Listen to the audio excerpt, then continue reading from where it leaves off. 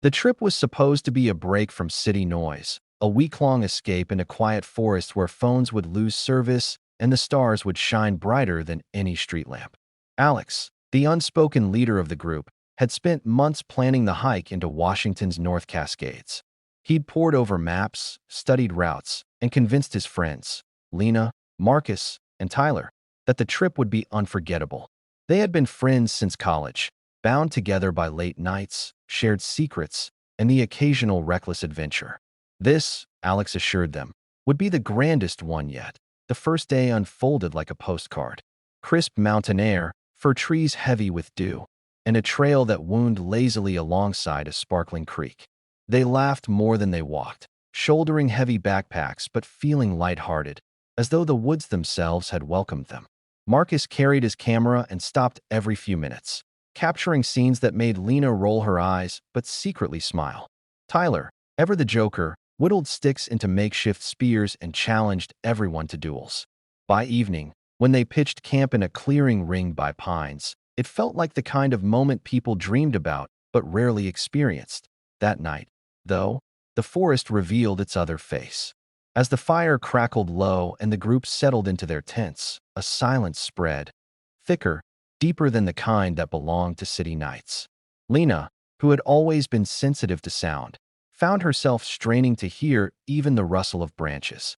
It was as though the woods were holding their breath. Then came the noises, faint, deliberate snaps of twigs somewhere in the dark, not random but patterned, too heavy for squirrels, too light for deer. Tyler joked about Bigfoot when they whispered across their tents, but no one laughed for long. Morning did not erase the unease.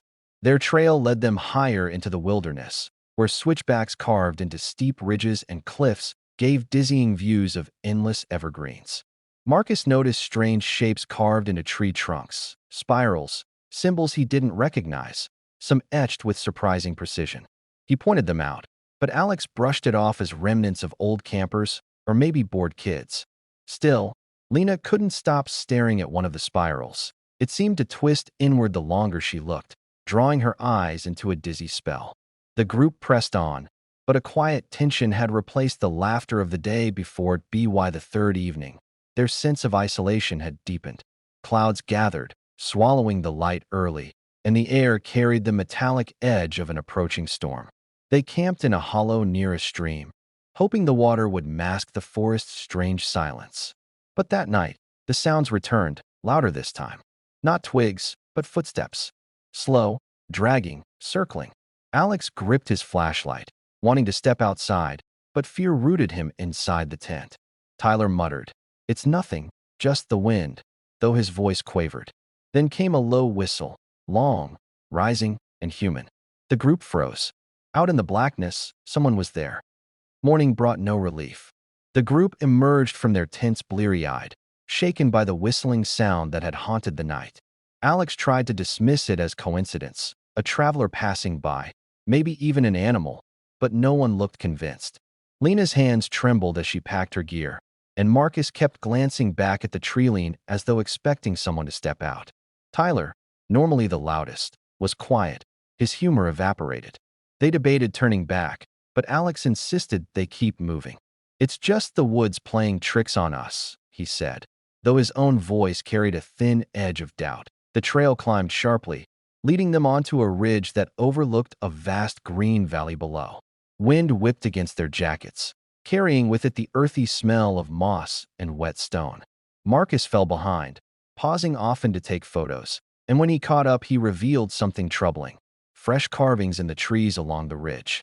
The same spirals as before, but these looked newly etched, the bark pale and raw where the knife had cut. "These weren't here yesterday," he muttered, his voice flat. Alex dismissed it again, but Lena snapped, "Stop pretending this is normal. Someone is out here with us." By afternoon, clouds had gathered in heavy gray sheets, dragging the daylight into an early dusk. They made camp reluctantly, their movements mechanical, no longer filled with the easy camaraderie of the first day. Lena grew distant, staring out over the ridge where fog was beginning to seep upward like a rising tide. She swore she saw movement on the opposite slope, tall, still figures standing among the trees. When she blinked, they were gone, but the certainty in her voice when she described them made everyone uneasy. Tyler shook his head violently, refusing to even look. "I don't want to know," he muttered. That night the storm broke. Thunder rolled across the mountains, lightning illuminating the ridge in split-second flashes of white. Rain hammered their tents, leaking through seams, soaking their clothes and bags. The fires sputtered and died, leaving them in the dark with only the storm for company. It was then that they heard it, rustling near their food packs. Alex scrambled out with his flashlight, but the beam caught only empty space and drenched ground. The food bags, however, were open, their contents scattered and half missing. The group exchanged frightened looks. Whatever, or whoever, had been circling them wasn't just watching anymore. Sleep came in uneasy fragments. The rain slowed by dawn, leaving a heavy mist that clung to the ridge and swallowed sound. Marcus found more carvings near camp, spirals cut into trees that stood no more than 10 feet from their tents. His hands shook as he traced the grooves, whispering, "They're getting closer." Alex tried to rally the group, but Lena was pale and withdrawn, Tyler hostile and paranoid. It was clear the wilderness was no longer their backdrop. It had turned into a living, watching presence. And somewhere out there, in the fog, shadows waited for them to make their next move. The fog thickened as the group broke camp, curling between the trees and swallowing the trail until it felt like they were walking through an endless white corridor. Each step was muffled, their boots sinking into damp moss, the sound of their breaths louder than anything else. Alex led with the map clutched tightly in his hand, but even he admitted landmarks were vanishing. Trees seemed to repeat themselves, and what should have been a straightforward descent felt like circling endlessly. Lena trailed at the back, muttering that the fog wasn't natural, that it was moving with purpose. By mid-morning, the forest was a labyrinth of pale mist and shadow. That was when the whispers began. Faint at first, like wind slipping between branches, but soon unmistakable. Voices, layered, overlapping, speaking names. Their names. Lena froze when she heard her own whispered just behind her ear, though no one stood there. Tyler spun in circles, clutching his makeshift spear, shouting at the fog to show itself. Marcus tried to record the sound with his camera's mic, but when he played it back, all that came through was static that seemed to pulse in a rhythm, almost like breathing. The group pushed on, panic simmering beneath the surface. Every few minutes, one of them would swear they saw movement just beyond the fog, tall silhouettes that slipped out of sight when approached. Lena claimed one figure had been standing directly across from her, unmoving, its face obscured by the haze. Alex urged them not to look, not to stop, but his voice was strained. Tyler, already fraying, grew agitated, muttering that someone was herding them like cattle, driving them deeper instead of letting them leave. His paranoia infected them all, a quiet certainty that the trail was no longer under their control. When they finally stopped to rest, Tyler broke. He threw his pack down, declaring he was done following Alex's lead, that he'd rather take his chances alone than be stalked like prey. Before anyone could stop him, he marched into the fog, disappearing within seconds. His voice echoed back, faint, saying, "I see them," before cutting off abruptly. Silence followed, stretching on until Lena whispered, "He's gone." They called out for him, but the fog swallowed their shouts. Only the whispers returned, louder now, circling them like a predator closing in. Night fell without Tyler's return. They set camp in a shallow dip between trees, though no one slept. Marcus stared into the fog, snapping photos blindly, desperate to catch proof of what stalked them. Lena rocked herself quietly, whispering that the forest wanted them one by one. Alex sat rigid, flashlight in hand, staring into the gray abyss. When the voices rose again, closer, clearer than ever, they heard Tyler among them, his voice calling, strained and hollow, "Come with me." None of them dared answer. Morning came without sunlight, only a pale gray glow that filtered weakly through the mist. Tyler hadn't returned. His absence hung over the camp like a weight, each of them silently wondering if they'd ever see him again, or if they wanted to.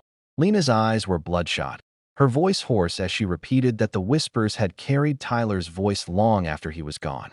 Marcus avoided her gaze, focusing instead on his camera. Alex, weary but determined, announced they would retrace their steps and find the main trail out. Yet when they turned back the way they'd come, the path seemed alien, unfamiliar, as if the woods had rearranged themselves overnight. They hiked for hours, circling trees that felt like they were repeating, landmarks vanishing as though swallowed by the fog. At one point, Marcus marked a tree with his knife, an X carved deep into the bark. But less than an hour later, they stumbled back to the same tree, the carving warped into a spiral as though someone, or something, had altered it. "We're not lost," Lena whispered. "We're trapped." Alex tried to rally them, insisting they keep moving. But his own hands shook as he folded the useless map back into his pocket. As the day wore on, Marcus grew fixated on the spirals. He stopped often to photograph them, sketching them into his notebook with an obsessive energy that unsettled the others. "They're not random," he murmured.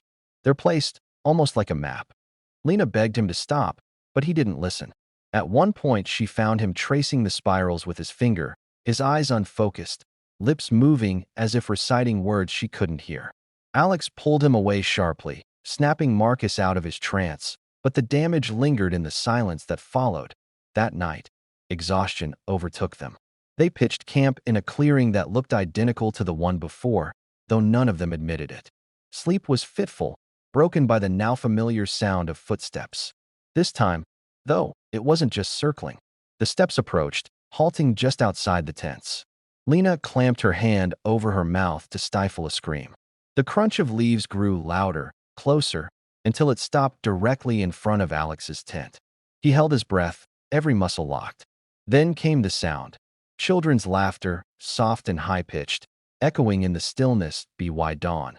The fog had thinned just enough to see the clearing and the new carvings on the trees surrounding them. Not spirals this time, but crude stick-figure shapes, each one scratched deep into the bark. There were 4 of them. Lena counted twice, her stomach twisting as she realized the truth. The figures weren't random. They matched the number of hikers left. One had been crossed out with a jagged slash. Tyler. None of them spoke as they packed their things, but all of them knew. The forest was keeping track. By the 5th day, hunger had become a constant companion. Their food supply, already raided once, seemed to shrink faster than it should. Lena swore she had packed extra trail mix and protein bars, but the pouches were empty when she reached for them. Alex accused raccoons or bears, though he knew in his gut that wasn't the answer. The bags had been carefully unzipped, not torn.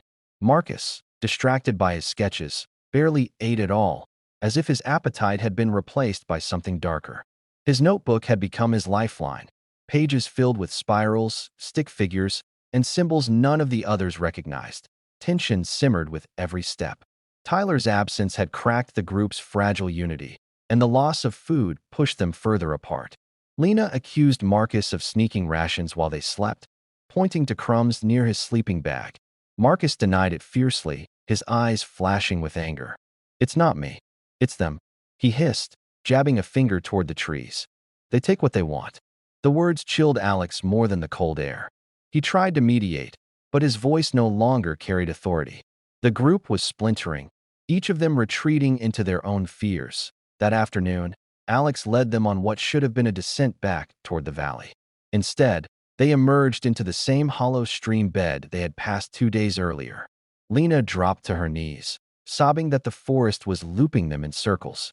Alex refused to accept it, storming into the trees, only to return pale and shaking minutes later. "It's the same in every direction," he whispered. For the first time, the leader admitted he didn't know the way out. The admission hollowed them all, leaving silence where hope had been. As the light faded, Lena wandered a few steps from camp and stopped dead in her tracks. A tree loomed before her, its bark scarred with dozens of spirals. But these weren't dry, carved relics. Sap, or something thicker, darker, oozed from the grooves, dripping like blood down the trunk. She stumbled back, gagging, certain the carvings had been made only hours ago. When she showed the others, Marcus pressed his hand against the slick spiral, smearing the dark liquid across his palm with a strange fascination. "It's alive," he murmured. Alex yanked him back, but Marcus's eyes gleamed with feverish wonder. That night, sleep was impossible. Their stomachs growled, their nerves frayed, and the woods pressed in closer with every sound. Footsteps returned, accompanied now by faint knocking sounds, 2 sharp taps, then silence, then 2 more. A pattern, deliberate and steady. Lena curled into herself, rocking, whispering prayers. Alex gripped his flashlight until his knuckles turned white, but he didn't dare shine it. In the distance, just beyond the circle of camp, a low whistle rose again, the same one they had heard on their first night. It lingered this time, stretching longer, as if calling them forward. None of them moved. By the 6th morning, the fragile bonds holding the group together had nearly snapped. Lena refused to look at Marcus, who now carried his notebook everywhere, muttering about patterns in the spirals as though deciphering some hidden language. Alex tried to impose structure, forcing them to eat ration bites of what little food remained, urging them to keep moving. But his words no longer carried the same authority. Every decision sparked arguments. Every glance held suspicion. The wilderness had stripped away the comfort of friendship, leaving only raw nerves and survival instinct. The argument broke into the open when Lena accused Marcus outright of stealing food during the night. She pointed at crumbs near his sleeping bag, her voice sharp and trembling. Marcus denied it, his words rising into a frenzy as he jabbed his notebook in her face. "You don't understand," he hissed. "They don't need food. They take pieces of us. Our names, our voices, our time." His face was gaunt, his eyes fever-bright, his hands smeared again with the dark sap he had touched the day before. Alex stepped between them, but the tension had already erupted like a crack in ice. Marcus turned violent when Alex tried to take the notebook away. He shoved Alex hard into the dirt, screaming that the book was the only thing keeping him alive. Lena shrieked, demanding they leave him behind, that he was cursed, infected by whatever haunted these woods. The air itself seemed to press in during the chaos, the fog thickening as if the forest fed on their anger. Alex wrestled Marcus down, but when he blinked, Marcus was suddenly calm again, whispering, "You'll see. They'll take me first."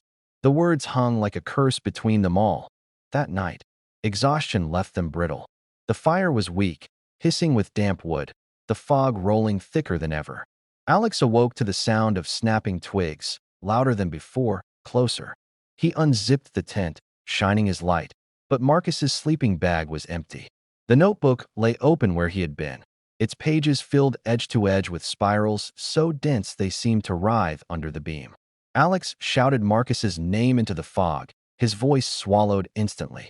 From somewhere beyond the tree-line came a faint scream, cut off too quickly to be natural. Morning revealed only Marcus's camera, left near the clearing. Alex picked it up with shaking hands and scrolled through the photos.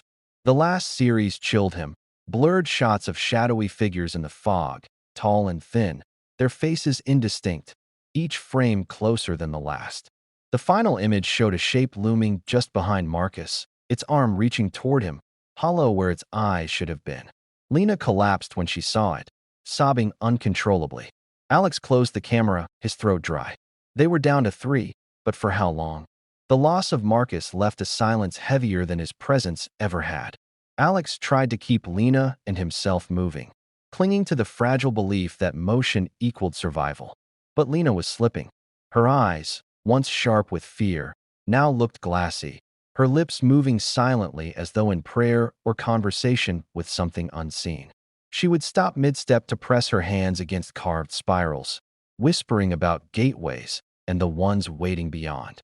Alex tried to snap her out of it, but the words slid off her like water on stone. The forest itself seemed to breathe with them now. The fog no longer rose and fell naturally. It pulsed, expanding and contracting like lungs.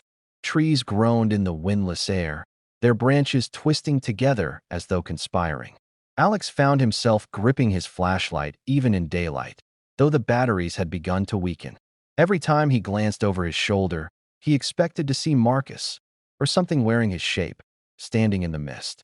Hunger gnawed at him, but fear was a stronger fuel, keeping him moving even as his body weakened. Late in the afternoon, they stumbled upon something unnatural in a grove where the fog thinned.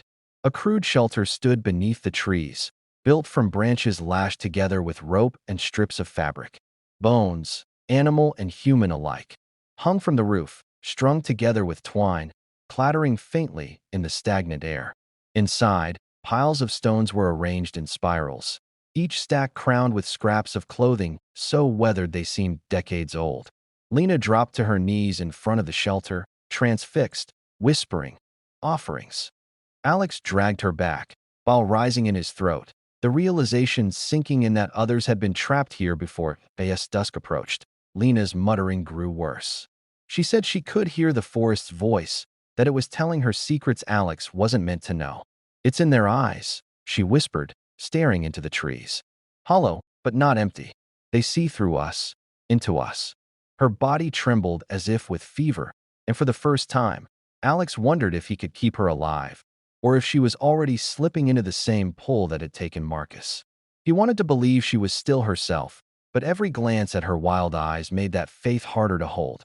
That night, they heard chanting. Low, rhythmic, carried on the wind from somewhere deep in the forest. The words were indistinct but undeniable, layered voices that rose and fell like waves. Alex clutched the dying flashlight, his heart pounding. Lena, however, smiled faintly at the sound, her face illuminated by the dim fire. "They're calling us," she whispered. "They've always been calling." When Alex shook her, begging her to stay quiet, her smile only widened. For the first time, he felt the terror that Lena herself might no longer be on his side. By the 8th day, Alex's body was failing him. His legs dragged, his lips cracked from thirst, and every breath tasted of damp rot. Yet it was Lena who frightened him more than the forest itself. She no longer resisted the pull of the spirals carved into the trees. She sought them out, pressing her palms against the grooves, closing her eyes as if in communion. "They're doors," she whispered again and again. "They're waiting for me to open one." Alex begged her to eat, to drink, to keep moving, but she drifted through the fog as if following a trail only she could see. The trail, or whatever passed for one, led them into a clearing unlike any Alex had seen before. At its center stood a massive tree, older than anything around it, its trunk so wide it seemed to hold up the forest itself. Every inch of bark was carved with spirals, layered over one another in dizzying patterns, some so deep the wood seemed hollowed out. Sap bled from the cuts in thick streams, dark against the pale mist. The air here was different, heavier, humming faintly, as though vibrating with some unseen energy. Alex's stomach turned, but Lena's eyes filled with awe. She stepped forward without hesitation. Alex grabbed her arm, but she pulled away with surprising strength. "Don't you see?" she said, her voice trembling with joy instead of fear. "This is where they come through. This is where we belong." She placed her hand on the tree, and for a moment, Alex swore the spirals moved under her palm, twisting, shifting, as though alive. He lunged for her, but a sudden gust of wind howled through the clearing, knocking him back to the ground. When he scrambled to his feet, Lena was gone. Only her necklace, a silver chain with a small pendant, lay at the base of the tree. The forest fell silent. No footsteps, no whispers, no laughter, just the heavy stillness of absence. Alex clutched the necklace, his mind a storm of disbelief and terror. He searched the clearing frantically, shouting her name, clawing at the spirals with bleeding fingers, but she had vanished as completely as if the tree had swallowed her whole. His screams echoed through the trees, unanswered, until they broke into ragged sobs. He sank against the roots, holding the necklace, his chest heaving with the crushing realization. The forest didn't just watch. It took. When night came, the silence shattered. Chanting rose from all directions, louder than before, no longer faint, but booming through the trees. Alex spun in circles, clutching his flashlight, though its beam was weak and flickering. The voices were countless, layered and alien. Yet somewhere within them, he heard Lena, her voice carried in the chorus, singing words he couldn't understand. The spirals on the trees seemed to shimmer in the dark, glistening as though lit from within. Alex stumbled backward, heart pounding, knowing he was no longer a visitor here. He was part of the offering. Alex staggered through the forest with Lena's necklace clenched in his fist, his body on the verge of collapse. Every step felt like wading through heavy water, his legs dragging, his throat dry. The chanting had followed him from the clearing, swelling and fading with the fog, until he could no longer tell if it came from outside or inside his own skull. When he finally found a hollow to stop in, His hands shook so badly he struggled to strike the fire. After 3 attempts, a weak flame sputtered to life. He huddled near it, as though the thin circle of light could ward off what stalked him. For a moment, the fire's warmth gave him the illusion of safety.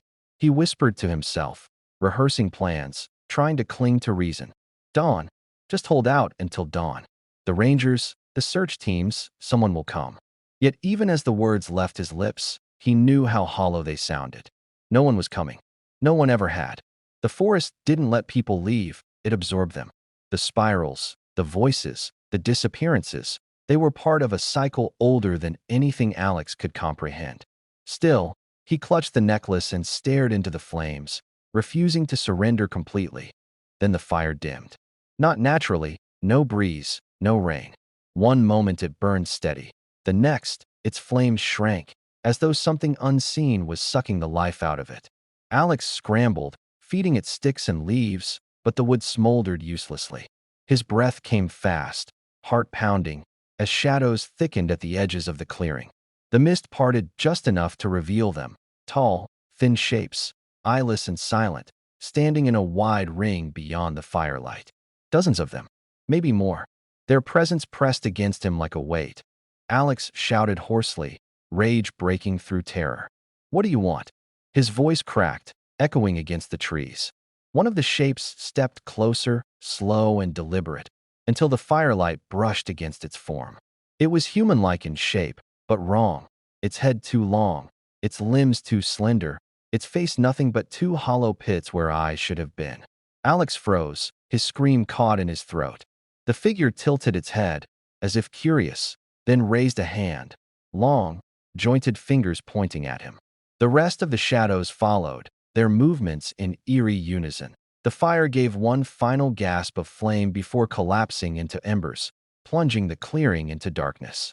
Alex stumbled back, clutching the necklace, his chest heaving. All around him, the chanting returned, louder than ever, his name woven into the chorus. He thought of Lena, of Marcus, of Tyler, swallowed one by one. He thought of home, of city lights and streets that suddenly felt like memories from another life.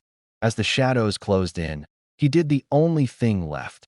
He screamed into the darkness, his voice lost beneath the tide of hollow, inhuman voices.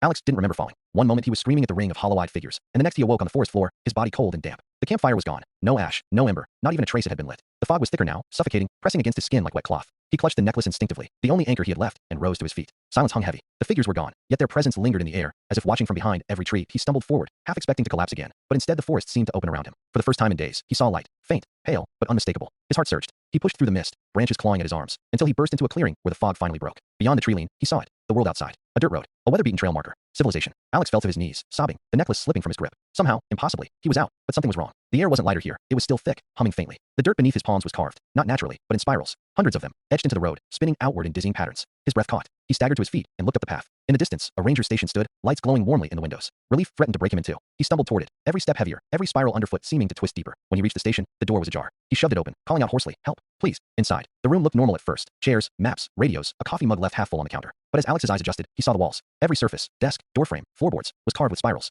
Fresh, deep, bleeding sap as if the wood itself were alive. A radio crackled faintly, though no one touched it. A chorus of voices rising through the static. And among them, clear as day, was Lena's voice. "You made it. We've been waiting." Alex dropped the necklace, his legs giving way. He understood then that the forest had never let him out. It had only widened. The road, the station, the illusion of escape. Everything was still within its grasp. The spirals had followed him, or perhaps he had never left them at all. As the chanting grew louder, filling every corner of the room, Alex pressed his hands over his ears and screamed. Outside, the mist rolled thicker, swallowing the ranger's station whole, as though it had always belonged to the wilderness.